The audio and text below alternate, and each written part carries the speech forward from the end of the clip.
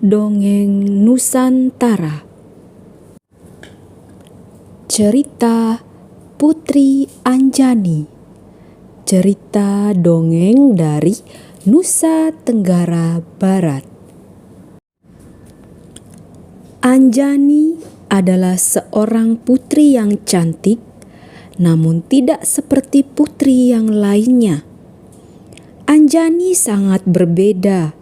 Dia tidak suka berdandan selayaknya putri. Putri Anjani sangat tidak mempedulikan penampilan. Dia juga tidak suka merawat tubuhnya.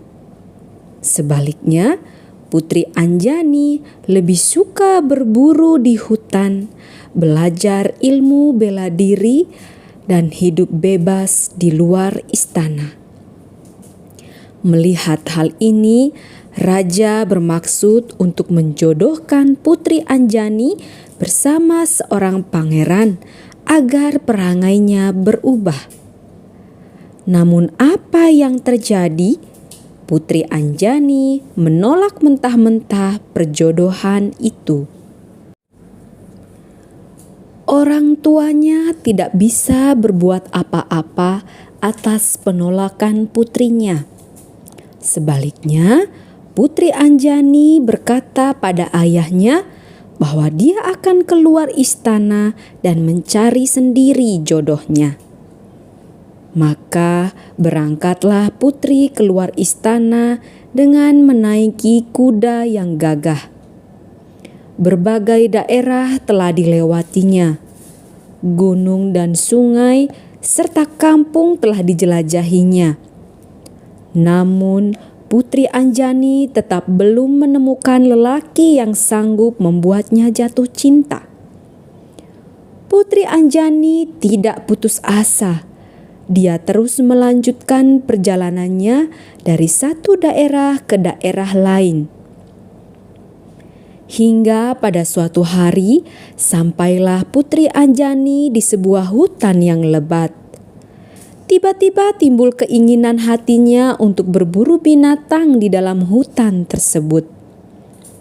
Putri Anjani melupakan tujuan utamanya, yaitu mencari pemuda yang sesuai dengan keinginannya. Putri Anjani segera memasuki hutan dan semakin jauh ke dalam. Bergegas dia menyiapkan busur dan anak panah untuk membunuh binatang di dalam hutan tersebut. Ketika itu ada seekor rusa yang besar sedang memakan rumput. Putri mengendap diam-diam dan membidikan panahnya ke arah rusa tersebut. Pada saat itu, tiba-tiba seorang pemuda menampar tangan Putri Anjani. Putri Anjani yang terkejut langsung memarahi pemuda tersebut. Sang pemuda tidak peduli. Dia balik marah kepada Putri Anjani. Pemuda itu tidak setuju melihat Putri Anjani membunuh binatang hanya untuk kesenangannya saja. Putri Anjani tidak terima dimarahi oleh pemuda itu. Mereka lalu berkelahi. Perkelahian itu seimbang sebab keduanya memang mahir dalam ilmu silat.